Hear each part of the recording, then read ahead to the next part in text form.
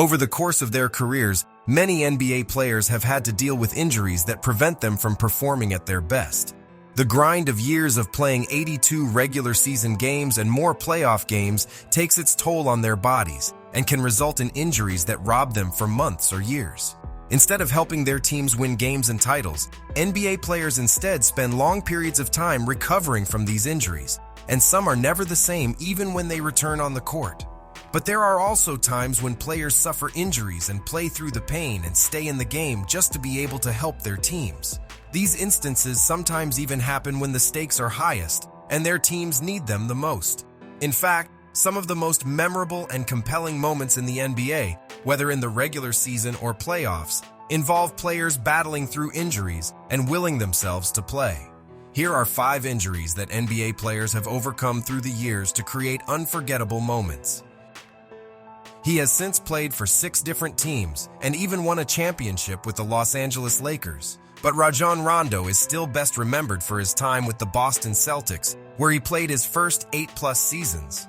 Aside from helping them win the 2008 NBA title, he also provided them with a lot of memories that prove his toughness as a player. One of those moments happened in Game 3 of the 2011 Eastern Conference semifinals against the ascendant Miami Heat. With the Heat up 2-0 in this NBA playoff series, the Celtics needed a win to avoid falling down to a deeper hole. In the third quarter, Rondo got tangled up with Heat guard Dwayne Wade and dislocated his left elbow, which would have kept him out for the rest of the game.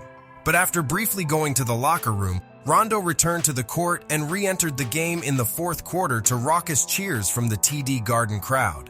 The point guard helped the Celtics secure a 97-81 victory over Miami to get back into the series.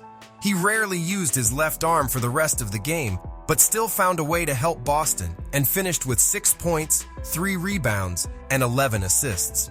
The Heat defeated the Celtics in the series, but Rondo's inspiring performance is still a great example of an NBA player doing whatever it takes to help his team.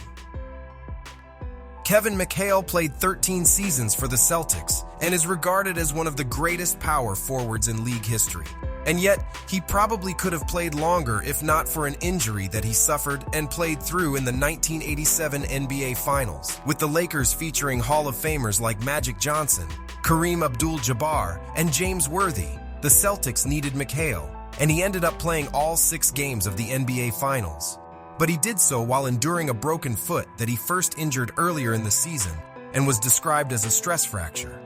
Nevertheless, McHale was still Boston's second leading scorer in the series next to Larry Bird, averaging 20.5 points, 9 rebounds, 2 assists, and 1 block in the series while playing an average of 38.5 minutes.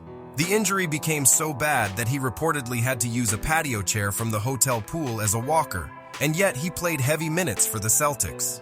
The Lakers would end up winning the series and the NBA title 4-2, and McHale would undergo surgery after the season. But his heroic performance stands the test of time and is one of the most memorable in Celtics history. If there's one player who is most remembered for playing through injury when the stakes were highest, it is New York Knicks big man Willis Reed.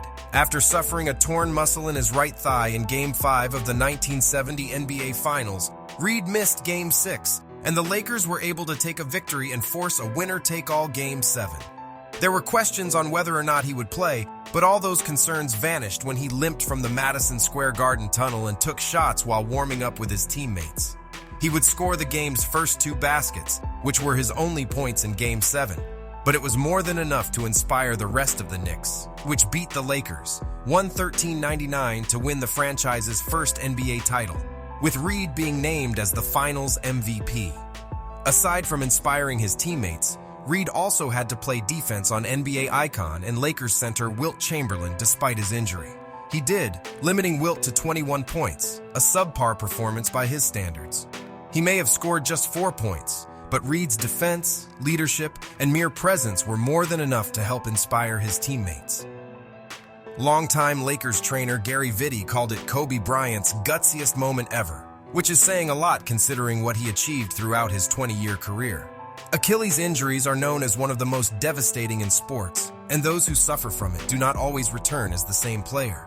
In fact, the Achilles injury Bryant suffered on April 13, 2013, against the Golden State Warriors altered the rest of his NBA career, and he retired 3 years later. but playing through this devastating injury and helping his team captures what the Black Mamba is all about. With the Lakers needing a win over the Warriors to strengthen their NBA playoff hopes, Bryant did all he could to help the team. But on a routine drive, he crumpled to the floor and clutched at his foot. At that point, Bryant had already hyperextended his knee and sprained his ankle, but this turned out to be a torn Achilles injury. Ignoring the pain, Kobe got up and shot 2 free throws to finish with 34 points and helped the Lakers secure a crucial win, and they would eventually make the playoffs. The moment came in the NBA regular season, but it was as indelible as any moment in Bryant's career and demonstrates what Mamba mentality is. 43 points, 3 rebounds, 8 assists, and 6 steals in 44 minutes.